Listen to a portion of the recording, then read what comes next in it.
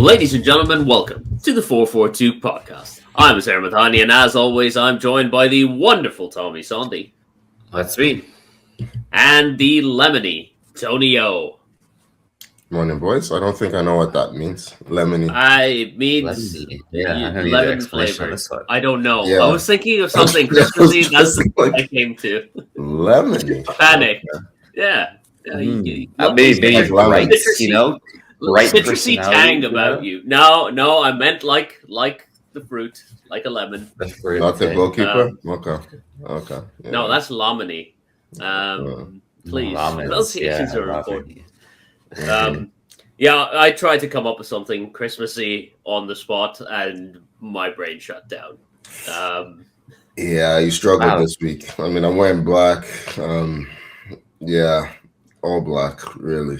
I don't know where you got lemony from, but hey, can't hit the target every week. You look citrusy fresh. What can I say? Mm-hmm. Oh, good. Yeah, man. You know what, Tony? It's just your personality. It comes across, and that's where it is. Yeah. Zesty. Very tart. Yeah, that's it. Zesty. Zesty works. There you go. I'll give you that.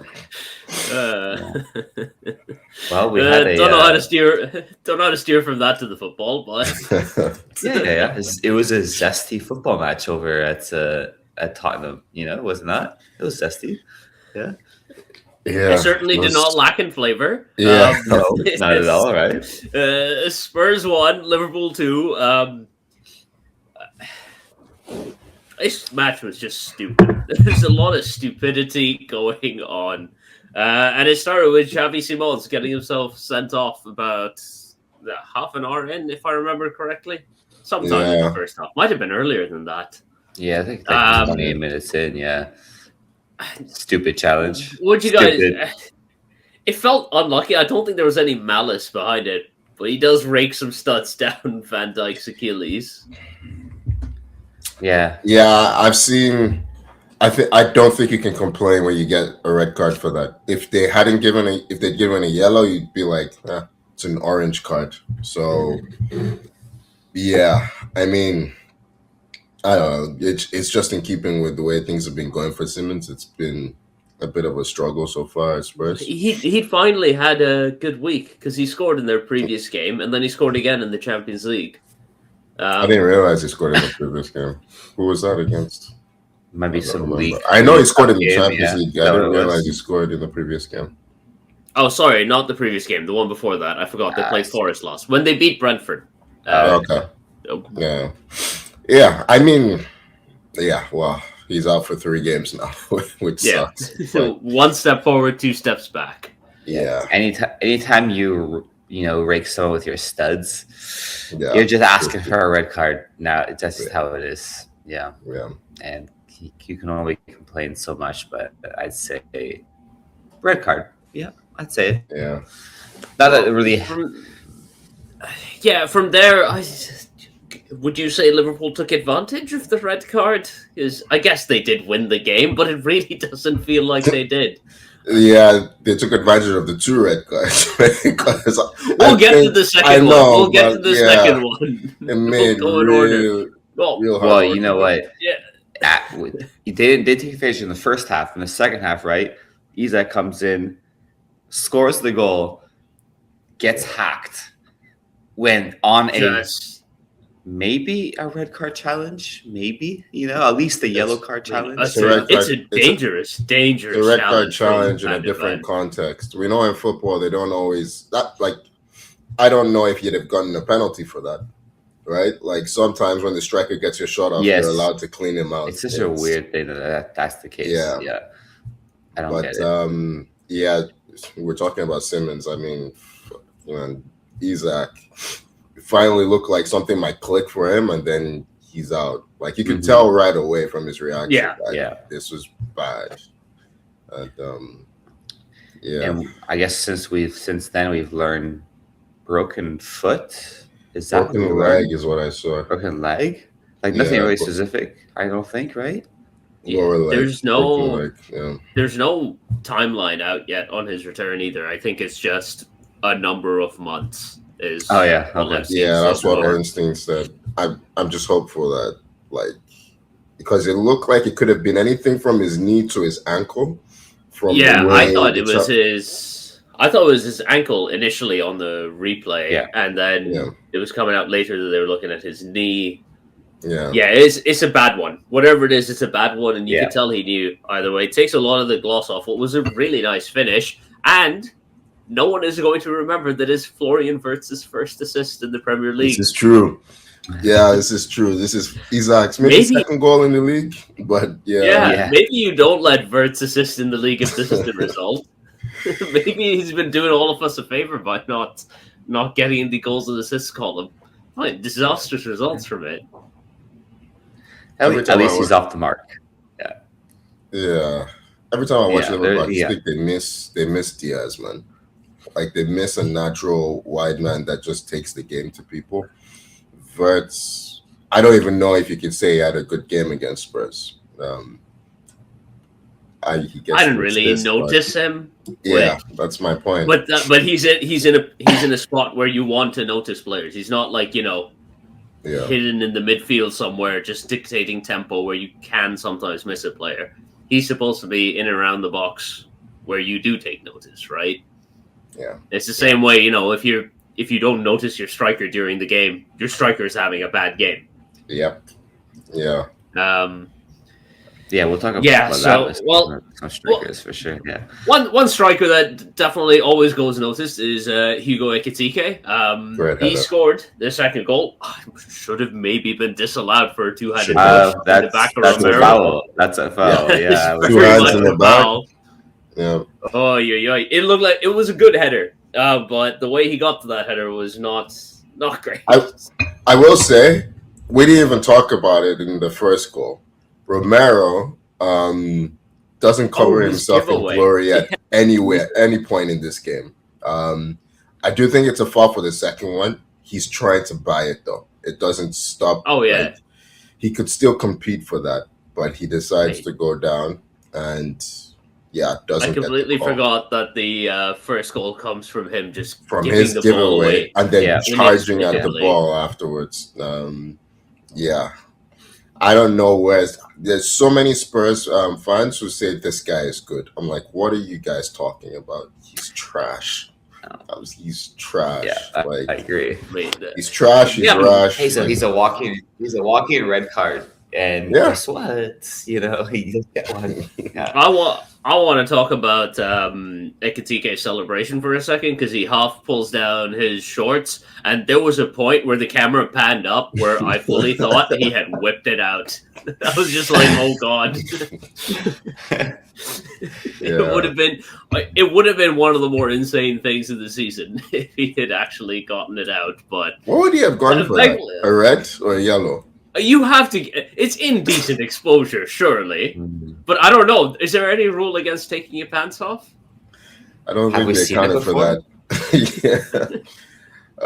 I don't know if we've seen it intentionally. If the shirt stays on, but he Winnie the Poohs it, is there any recompense that the referees can take? You know what's funny is I've seen this happen in tennis before. There was a guy, Marat Safin, at the French Open. He fully took his shorts off in a match. In what hanging context? Wait, say again? In what context? The crowd was really against him, I guess, and he won a point, and it was just like, here, I'm taking my shorts off in front of you guys, and then. So he mooned the crowd. Did he whip his dick out? He did not whip his dick out. No dick was whipped out. But he just mooned them. That's it. Pretty much did that. It didn't even properly moon them. Were the boxers down at all? If boxers were still up. The boxers still up, yeah. But I've seen it happen in there, and then he got a point penalty. So I would assume, I don't know, just going based on that, the ref will give him a yellow card. That's what I would say. Oh no, he'll get a red card. You think he get a red card no matter what? Absolutely. If he is whipping his dick out on Sky TV, he's getting a red card. Okay, yeah. See, you guys are going full, full bearing. Yeah, no, we saw his boxers already. We're beyond that. Yeah, beyond that. Did he get a yellow for that? No, eh? Okay. So boxers are okay. Anyone listening, if you strip down to your boxers, you're fine. Just keep the shirt on, and you'll be good. Yeah. Okay. Well, we continue with the game sitting at 2-0, and Tottenham absolutely dominated Liverpool after they went 2-0 down. Like, Liverpool were horrible, absolutely terrible. We should point out, I think Romero got a booking for protesting Ekitike's goal, perhaps. Yes. I think he picked up a yellow in the aftermath of that. Spurs pull one back. There is absolute fucking chaos in the Liverpool box anytime the ball is in it. Ball breaks to Richarlison, and the king of consolation goals slots one in. Yeah. Always grabbing the ball out of the net when he scores. Yeah. Well, no, he was lying on top of someone in the net briefly. It was like, did you know? Yeah, it's like he gave him a little. I think he gave him a little knee to the back as well. It's just that madness. I think I love Richarlison. He's one of the dumbest players I've ever seen. It's fantastic TV. Yeah, Tottenham's full of these. I don't think I love him as a footballer. I think I just love him as a personality. Well, the Pigeon Man is interesting to me. I want to know how his brain works. Well, I just love that every time he scores, he's just absolutely shocked. Like, wait, I scored? That's allowed? That's in? Yeah. You know, he's got that face on him, like he's just in disbelief of his goals. Yeah. Well, we continue to not have reached the dumbest thing to happen in this game yet, and we'll get to it now, because at 2-1 down, Romero's joined in the attack. There's about 10 minutes left in regulation. He gets fouled by Konate, and inexplicably decides to kick Konate while he's lying on the ground. In front of the referee. In front of the referee. Just, even if he's not in front of the referee, you're on TV. There's cameras. Yeah. We have VAR. You're not getting away with this. He might have gotten away with it. He might have gotten away with it, actually, because it wasn't a straight red. So I don't know if they will retrospectively give you a yellow, but it's incredibly stupid. It's incredibly just stupid. Brainless. Is he captain? He is captain. Just embarrassing. Like, that's the kind of thing where it's like, absolutely, like, you can't let him wear the armband again after something that stupid. Who do you give it to? Yeah, that's my next question is, who would you give it to at Tottenham? Van der Ven, probably. Yeah. Van der Ven probably gets it. Fuck, there's really no. There's no one else. So. No wonder they're so fucking shit. You know, the MLS season is over. Bring Son back on loan and just to give him the armband. Yeah, it's not a bad shout, to be honest. It might be the best thing. Like, I was talking to one of my Spurs friends about this. He's just like, "Who do you give the captaincy to?" He's done with Romero as a captain. Should be done with him as a player. He should be done. Yeah, he should be done with him completely. Yeah. And his only thought was, I don't know, maybe Madison, but he's out for knows how long as well. Madison's not a captain. No. Well, that's the thing. Who else? There's no one else. Maybe you give it to Kulusevski, but he's always injured. It would be someone stupid like Bentancur if it's not like Jesus Romero or Van der Ven. Yeah, Thomas Frank would give it to Bentancur. Yeah, well, because he plays, right? These guys are talking part about of the problem. There was a great stat that we all love is fewest home points accrued in the Premier League since 2024. Yeah, and Spurs have less than West Ham, Wolves, Fulham. It was 17 points. Like literally the worst side. I genuinely think there's a chance that Sunderland have more home points than Tottenham do in the entire calendar year. This season? And Sunderland have been here since August. Yeah. Like, how can your home form be so bad? Like, well, how? This is why, like, the Spurs fans are done with Frank. Like, the reactions he's getting at home are just, I don't know how you survive this. Like, unless you go on some kind of insane winning run, you're not surviving this. Like, it feels like he's going to be gone by the end of January. It does. Yeah. I think he might be gone by the time we come back from Christmas break. Yeah, because I think the reason it's still there is who do you get? That's always a problem with saying you get rid of managers. Like, who do you get right now? That's like, who's available? Who's available, and we'll go to Spurs, right? Like, they keep trying different things, right? They went the Mourinho Conte route.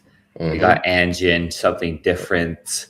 That didn't work. Thomas Frank seemed like a good choice, just given his track record. We all like the Thomas Frank hire, but he's just looked out of his depth. Yeah, like he just doesn't look like it's a hard job. Don't get me wrong. Like the quality of player is just not there, but it just looks like he doesn't know what to do at this point. Feels a bit Moyes United. Yeah,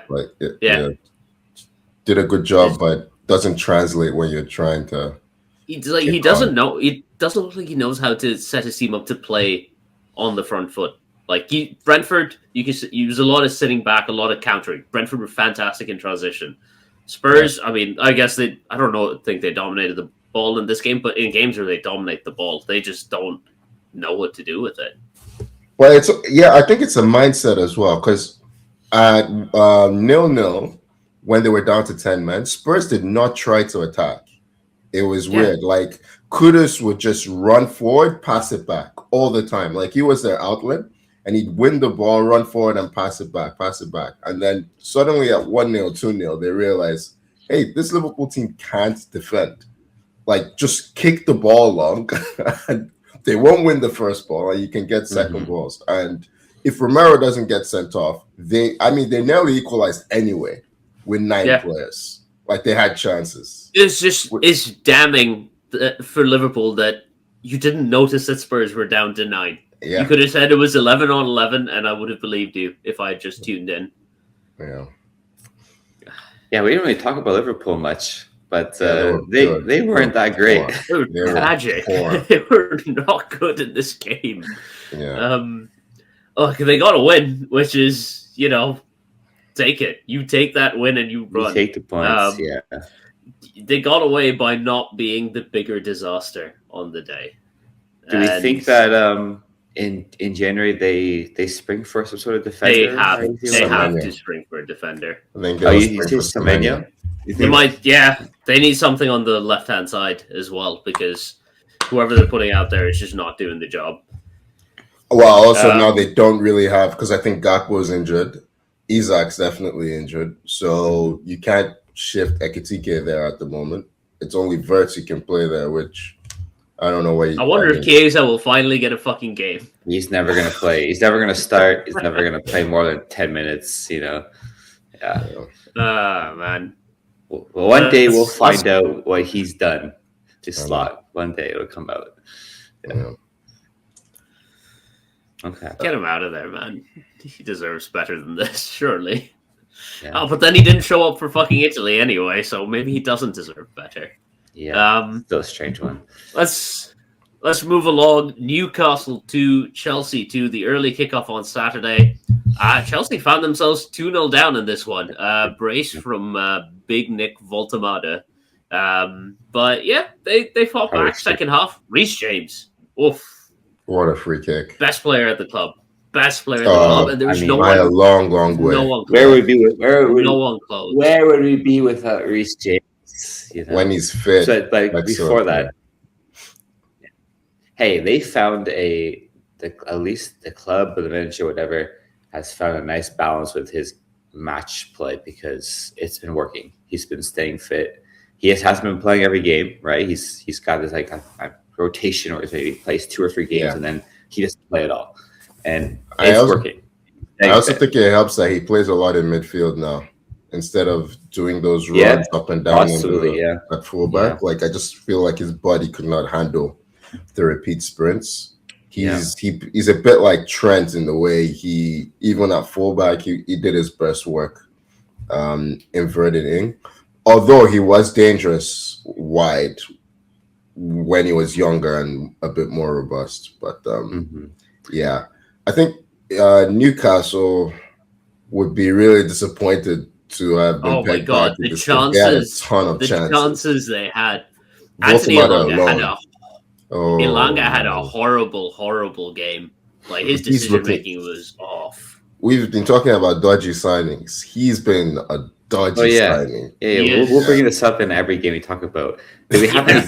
Wait, you can start a list of the dodgy signings in every single game, man. We talked about Verts. We talked about Isaac. Well, we have Ilanga here. Visa has played his second game, I believe, because he scored midweek in a League Cup, if I'm correct. And then this is his second game he came on for as a little cameo here. I played last time around in the Prem as well. You played in the Prem as well? Okay. So again, I'll give him a little pass for now because we'll give him hurt. But it not qualify and not. Where's Visa from? He is Congo. I'm not sure. Congo. He's Congo. He was injured because I'm like, wait, he didn't play against us. Yeah. Did they not qualify for AFCON? What's the deal there? I thought he was going after the League Cup. I didn't even realize he came on. I feel like they didn't take him because of the injuries. That's my guess. They did not qualify. Oh, they didn't qualify. Oh no, they did. I see DR Congo. They are there. Yeah. It might be. DR Congo's there because I put a $10 bet on DR Congo to win AFCON, so they're there. Yeah, I remember. Why did you do that? Because I picked one team and I was like, this is the team I'm going for. Yeah. But he's been left out. I didn't know he's been left out. Probably for the best. Get yourself fit. All right. Newcastle, first half, probably should have been a 4-0. Voltamata missed. I know he scored 2 goals. He also missed a hatful of chances. A couple easy. Gordon missed a hatful of chances too. And once we scored that free kick, they were just like, Newcastle were just like, oh shit. Like they were just scared. And it gave us just a little bit of, I'll give us a bit of props. We did come out at least a lot better in the second half. Like we were ready to battle, ready to fight. There was a lot more energy in there. So that was a good response. But the first half was like, it's almost like we didn't show up. We were just like shocked, just like what's going on. This team was just pressing us too hard. But yeah, no, good response. We got a little bit lucky. I don't know who the defender was at Newcastle who just slipped when João Pedro just got the ball. Sanchez assist. Okay. Then good finish by Pedro. Actually, a good touch by Pedro to take it inside. Sanchez assist too, right? On that one. Love a goalie assist. And I guess you know what, 2-2 at the end of the day, probably. You take it. When you go down like that, you take that point. Again, our December run has not been that great. And I just want to get into this month. Is Enzo Maresca still being very emo in press conferences? Yep. He was in his feelings last week. He was. Did you guys talk about that? Yeah, we did. I think did we? I can't remember, but being pissy about someone in the board and are just not backing him or not being appreciative or whatever it is. He did say one thing in his press was like, oh yeah, we need more experienced players, I think, in our team. No fucking shit, man. Like we're signing guys like, oh my God. Okay, glad I remember this. Fucking Garnacho, man. Watching this guy. You know what? Both are winners. Nena was not any better, right? It's like a black hole, man. It's like the ball goes there. It's like this reminded me of. Do you see the Champions League in the press conference because Chelsea played Atalanta in the Champions League last week? Yeah, we lost. In the press conference, they asked Garnacho, we were like, been watching Atalanta and stuff like that, and he went, "Nah, I haven't watched them since the Europa League final or something, which they played 2 years ago against Leverkusen." And it's like, no, I haven't watched don't watch any of their games since then, anything like that. Instead of just giving the standard, they're a good team, this. Yeah. It's like, nah, I haven't watched them for 2 years. Yeah. And the Atalanta social media team had fun with that clip after the loss. What do they do? Oh, they just kept reposting it. And then overlaid with the highlights of the game. Yeah. Deserved. Honestly, just like he has no football IQ. Honestly, he's fast. Yeah, he makes good runs. every time he shoots, it's like he's great at getting in positions to score. Yes, but when he crosses it, he doesn't even think about where people are. His head is down, and he'll cross, and it usually would just go to the opposing team and cleared. He doesn't even pick out a player. He shoots. It goes over the bar. It's a team shot. He shoots in the wrong times, but he's always there. He's available. He's open. It's just like it's so frustrating.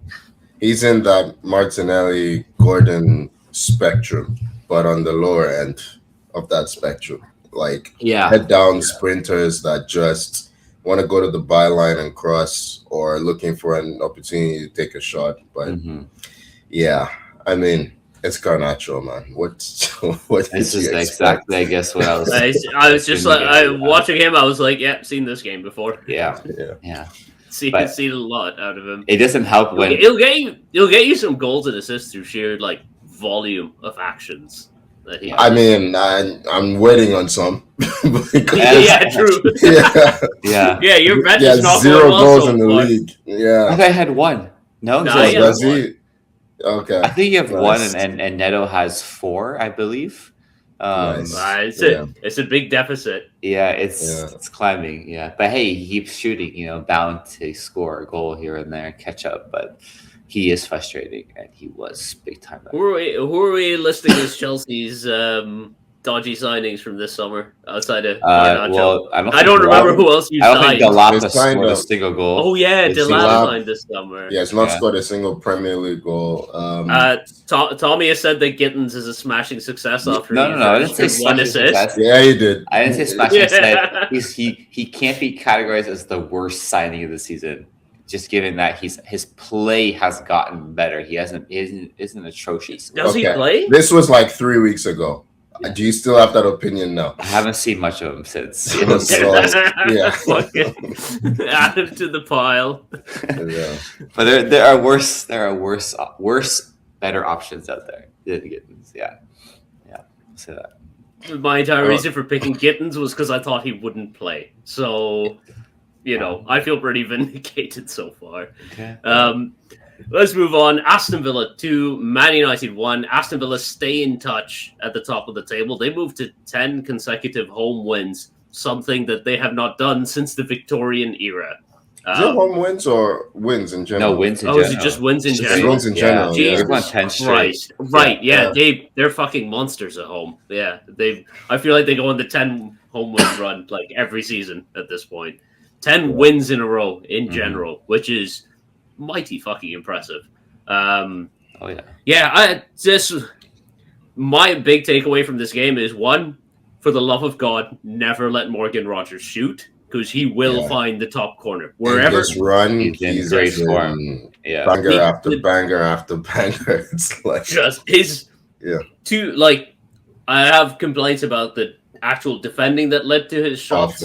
Lenny Yoro is having a terrible time, but once the ball leaves his foot, it's just there's such good finishes. Is the same with because he scored a brace against West Ham last week as well. Stunning goals. Like, slap them from distance. Well, slap them from distance. Yeah, this man just is on a personal crusade against expected goals. He does not like the stat, and he will break it. That account every week. He posts about Morgan Rogers. Yeah, it's like we're waiting for the reversion to the mean. But, it was celebrated because he missed that one chance early on that kind of went through his legs that he got a touch on, and the account was celebrating. It's like, Morgan Rogers missing a 0.7 xG or whatever chance. He's finally like reverting back, and then he produces like 2 goals from like combined 0.1 or something. It's just, he's so good, man. He is so good. I mean, I think just Villa in general have great balance in their team, just all around. They were midfield's good. The midfield's good. That box midfield is very good. Rogers, it's Kamara, Onana, and then Tielemans, McGinn, and Rogers can kind of all go moving around, in front of or behind Watkins. It just seems to work. I just feel like they weren't scoring. It helps that Yeah, the first 5 games, they were rubbish. It was just lack of goals. It was just lack of goals. And now they figured that out.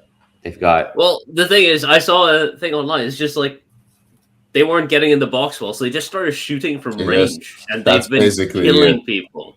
They've been killing people because people are not closing them down enough. So they just keep firing from range and scoring. I have to say, this game did not go how I expected. Because both United and Villa have been playing basketball games recently. So I was expecting this to be a very high incident game, and it wasn't. Like, there weren't that many shots in the game. I actually thought United did pretty well and controlled. Yeah, we did okay. Like, I came into this game not expecting much because Villa away. The performance was not terrible. Like, United do equalize. Cunha was just trying to drag the entire team with them. Really nice finish for the goal. United pressed pretty well. But I am worried with the amount of injuries the players were missing at this point, because the reason we've been persisting with this Euro heaven sort of partnership at the back as 2 of our 3 is because both De Ligt and Maguire are hurt. Martinez is slowly being worked back in. He had to come on and play midfield in this game because we finally broke Bruno Fernandes. He has a hamstring injury. We finally broke him. I was surprised. It's just, you could see it at the end of the first half. He wasn't moving well anymore, and he actually had to sub off. Casemiro was suspended for this one, so we got Manuel Ugarte. Oh, Jesus Christ, Manuel Ugarte. The stat that I have seen, United's goal difference with Ugarte on the pitch. Ugarte has played 341 minutes in this Premier League this season. It's 341 too many. But United's goal difference with him on the pitch, I believe, is -9 in 341 minutes. That's more than -2 per 90. Someone free Manu, man. Someone free Manu. Well, Manu's picked up a cough injury. Yeah, wasn't he picked up an injury, right? Yeah. Cough injury. Well, if you're trying to get a move, this is the worst time to get injured. Yeah. I mean, if Manu wants to move, I don't think a calf injury is going to stop him from moving. I don't think it's maybe it is a calf injury, but I think he's been sat down, man. His brother keeps posting. His brother's a fucking clown. Footballers need to control their families. They never help in these situations. What did his brother post? He showed up at the Villa game wearing a free Manu shirt. Oh, really? Also, his brother is also a guy that did not go by the surname Manu until Kobe broke through. So I'm just like, all right, that's a bit telling. Okay. But I guess just checking out of this game, I agree with Tony. I thought United they're actually pretty decent. Cunha had a great header chance. The one time Dorgo puts in a good cross. Should have scored. On that one. I really been enjoying this ref cam that they kind of put in. Have you ever noticed that? The view for Rodgers' first goal was really nice. It was fantastic. But they don't keep it enough. I wish they would just show that ref cam a bit more. It's kind of cool, I think. I at least I like it. And we're talking about how underwhelming a lot of signings have been. Sesko, I barely noticed this guy on the pitch when he was. Yeah, he had one chance in this game. Martinez made the save, and that's all we saw. That's it. That's all we saw of him. Yeah, and I mean, hey, I'm glad. Mount was able to stay fit and play for as long as he could. Because I thought he was going to be the first. We're gonna. They need him at this point. And they need everyone else is. We're so hurt right now. We need. Really careful. For God's sakes, we had Darren Fletcher's kid made his debut. Yeah, I saw that. Yeah, it was all the kids. Yeah, it's that was our bench though. Half our bench was just kids, right? And all our attacking options were just kids at this point, especially with Mbomo and Ahmad both being away. And obviously no Mazraoui either to fill in on the right centre back role. So, we're going to be stuck relying on a bit of a makeshift lineup depending on this Fernandes injury. So, Fernandes and Mainu are both already ruled out of Newcastle. on Boxing Day. So yeah. Oh god, it's gonna be Casemiro Ugarte in the middle. What a match! It's gonna be horrible. What a match it's that's gonna be horrible. It's gonna be so fun. Oh my god! Martinez starts in the middle. I would take Martinez over Ugarte in a heartbeat. It won't happen though. I think Ugarte is gonna play the game regardless. But Casemiro's back, right? From suspension. Yeah, Casemiro will be back for that one. Hope he's ready to go full 90, something he does not do anymore. We always sub him off around 65 minutes. And it's Newcastle, you're gonna get hacked. So like, do you have some chances of some guys getting hurt this game? Oh my god, I'm getting the popcorn ready for this one. It's gonna be fun. Only game of Boxing Day. We have one game. It's just this one. So it's fucking criminal that there's only one game on Boxing Day. There's a ton of games the day after. Like. I like my Boxing Day rituals, just sitting down watching like 2-3 games. It's a Friday too. Yeah. It's not like this is a weekend. It's so close. They'll have a game. If the Boxing Day is on like a Wednesday, they'll put 5 games on it. Like now, it's going to be all on us to try to break that Boxing Day record. How many goals was it that one Boxing Day? 60 odd. It's going to be all on us. The way your games are going recently, it might. I have a question. You know what? Compared to last season, at least we're fucking entertaining. Kinda. We were entertaining for you guys last season too. At least we score some goals now. At least we score some goals. Yeah. Let's move on to a game. Before we move on, is it 0 goal differential now? Are we negative? Nah, we're still positive. You're still positive. +1 or +2. Oh shit! You're +3. Okay. Oh, +3. +3. Oh, in spite of Manuel Ugante's hard work, we are at +3. Considering -9 with that fucker on the pitch. Let's move on quickly to a game that never threatened to score too many goals. Everton 0, Arsenal 1. Only goal from this game came from Jake O'Brien, I think it is. Trying to play volleyball in the box. Shades of, what the hell was that? Shades of Van Dijk against PSV. Just an incredibly blatant penalty that Gyökeres emerged from his slumber from to take before everyone quickly just dissipated again, because nothing else happened in this game other than a couple of Everton penalty shouts. The Saliba one on Barry, you've seen given, but would be soft. 50-50. I thought it would be given. So did I. Wait. Yeah, the one where he kicks him in the box. That's a penalty. What do you mean not? What do you mean 50-50? Because in the Premier League, it's 50-50. Like they sometimes give it. They sometimes don't. I mean, to you. Not to me. I'm saying like your opinion is that's a pen. I thought they were going to give it. You know me, my I've seen them not given. I think it's soft. He's thrown himself to the ground on minimal contact. But if they'd given the pen, no complaints, because it's sloppy from Saliba. He gets away with one there.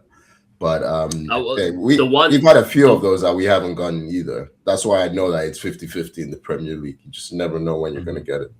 Well, the other shout was, I think they got away with. I think it was Zubamendi who tripped Barry, but it was outside the box, so it didn't get. Oh, Tierno Barry, yeah.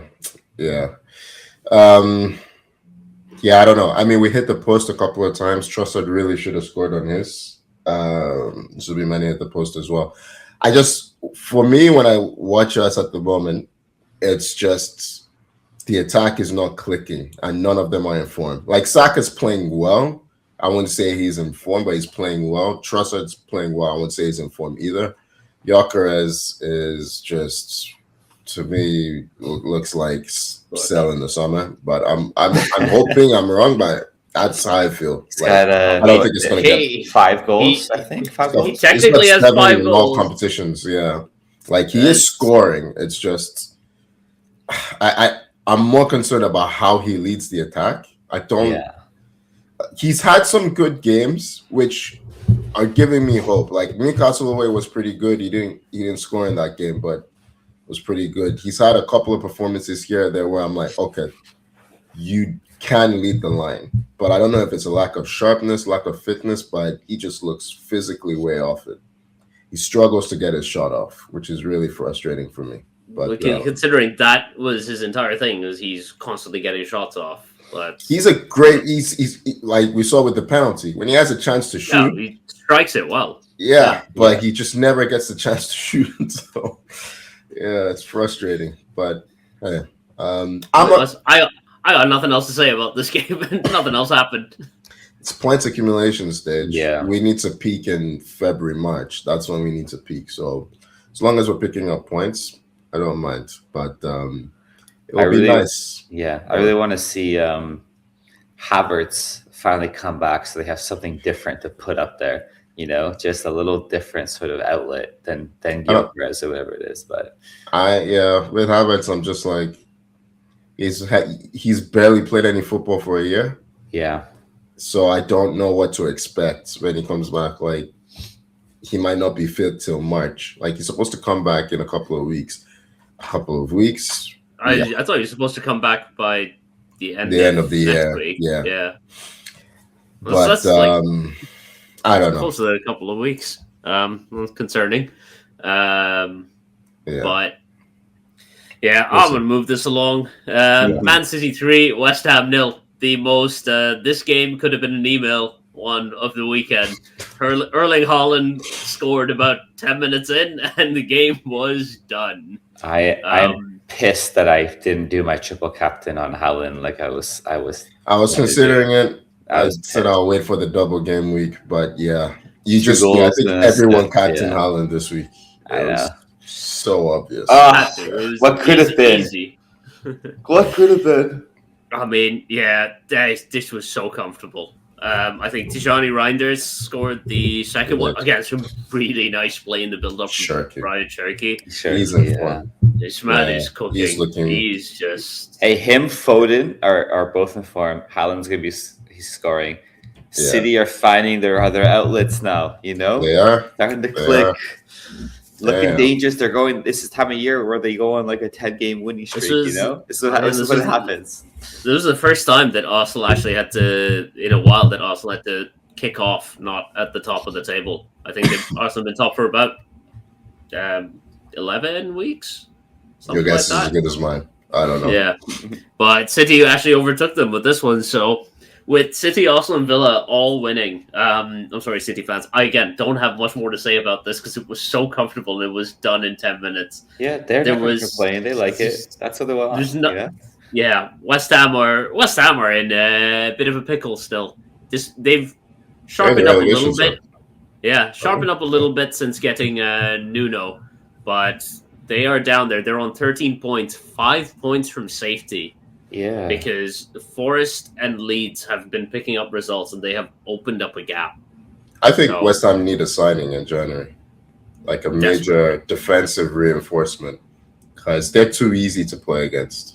That's why we all knew that Haaland was going to score at least 2. Because who's going to stop him in that defense? Like, even on their best day, they just look physically out of it. So, but plenty of time left. So we'll see. Let's see. Something that has just gotten underway though is AFCON. We had the first game yesterday, and Morocco, the hosts, beat Comoros 2-0. If you haven't seen the Ayoub El Kaabi bicycle kick, stop what you're doing and watch it, because that thing is pure. The connection on that is unreal. Yeah, what a goal of the competition tournament with, you know, it's just like that. That's pretty crazy. What a way to open the tournament. Yeah. I think Morocco, they should feel pretty confident that they can go all the way to it. They're the favorites for sure. They're the favorites of the hosts. Like, I think. Strong squad. Ashraf Hakimi is back, so they got their star back. They're at home. Yeah. They got Brahim Diaz now as well after he was nationalized. And they made the semi-finals of the World Cup last time around. It took some big names along the way. Yeah, I think they're the only African team to have made the semi-finals of a World Cup. Yeah. So. Yeah. I guess when it comes How are we feeling? I was going to say, Tony, how are we feeling about Nigeria in this? That's what I was going to ask him. I say, what are Nigeria's chances? I knew. Yeah. I'm so indifferent. Like, look, we're still trying to scam our way into the World Cup. Like, that's where our focus is right now. Oh my God. No one's thinking of AFCON, man. We're trying to get Congo kicked out, and they might do it. That's the worst part. They might do it, but it feels like they will get Congo kicked out for breaking the rules. Congo, do not respond to any emails from Nigerian princes, man. You don't need this. Yeah. Apparently, Congo doesn't have dual citizenship, and you need to have citizenship to play for said country. Jesus Christ! That's a bad admin error from Congo. Yeah. Well, admin error. I don't think it was an admin error. Yeah, but admin oversight. Nigeria could make the semis. They could make the final. They could win it. I don't think they will, especially because it's in Morocco. I think a Northern African team is going to win this one. Egypt or Morocco would be my two favorites. Maybe Senegal, but yeah, who knows with Nigeria? We'll see. Yeah. The wild thing to me is Ghana didn't even qualify. I know. Yeah. That's why Semenyo is still at home. Yeah, seeing the Ghanaian and Nigerian fans online going at each other about not qualifying for the AFCON and not qualifying for the World Cup, back and forth, incredible. It's incredible. Ghana fans are panicking that we might qualify for the World Cup through. This isn't even the back door. This is like through the vents at this point. You're Bruce Willis in Die Hard right now, just crawling through the vents with the lighter. Yeah. What other teams? I did read that starting 20. I was gonna say I started in 2028. I read that AFCON's gonna be for 4 years. Did you see that? Yeah, they want to follow the European calendar, I think, which I think it's needed. Yeah, that's happening. Yeah. They've done this before and changed it back, so I never know what to think when I see the stories because they did. This like 7 or 8 years ago, so we'll see if it sticks. But yeah, 2028 is a long way away. There's a lot of time for that to change. Yeah, is it a long way away? We're how many months away from that final World Cup qualifying round, and we're not sure which African team we're going to see at it. Trust me, there's time for it to change. Yeah. Yeah, that's true. Until the tournament kicks off 4 years from the previous one, I will not have accepted the change. Gotcha. Yeah. Yeah. What other teams should we be keeping an eye on for this? We've mentioned Morocco. DR Congo. Okay, stop trying to make this happen, Tommy. Right there. Yeah. Hey, did they not qualify for the World Cup? No, they haven't yet. That's the entire thing. That's what I just spoke about this. I know, but technically they are in there right now through merit, right? Not some backdoor stuff. Is it merit? Merit with it looks like back. Okay? Yeah, it looks like backdoor stuff. That's the problem. So right now they're there, right? So I'm trying to put them their potential. They have a chance in AFCON to do well. That's all I'm saying. I don't even know if you have this appeal going on right now. Do you continue playing the players like Wan-Bissaka? Why not? just in case. They could imagine. They make the final and then they get disqualified. Like Tommy's gonna be devastated at that point. I know it would be incredible. It would be incredible. Oh man, that would be like, oh man, I'm gonna win a bunch of money on this, and then knowing how Tommy deals with sudden wealth that finds him, he's just gonna hand it over to the police anyway. Oh my god! Yeah, I already never live that conscience. Yeah, for those listeners not in the know, Tommy found a silver ingot once on the road, and somehow did not come away with any cash, not even a fucking reward. Embarrassing. Wait. There was a reward. I just didn't mention it. That's all. No, sure. Yeah. I don't believe you at this point. Okay, sure, whatever. Yeah. There's that. But embarrassing. Yeah. Okay. What's next? What's the next topic? Do you have any more topics after this? We're going to sit in silence and judge. We're going to sit in silence, or this is a mistake? Oh, we have a prediction to make. That's what we have. We do have a prediction to make because Fulham versus Nottingham Forest is here to save our Mondays. Get me through this last Monday before Christmas. Tommy, I'll start with you. What do you think? Fulham against Nottingham Forest. I don't remember who was at home. I think Fulham's at home. Yeah. I'm winning the prediction table so far. So I mean, just about. Not bad. So take that. It's like 2-1-1 or something. I'm not sure we're getting a winner out of this. So I'm going to say a 1-2 draw. 2-2 draw is what I'm going for. Yeah. Tony, what you got? 1-1. I'm glad Tommy changed his mind. Go 1-1. Yeah. I don't see one. I have 1-1. So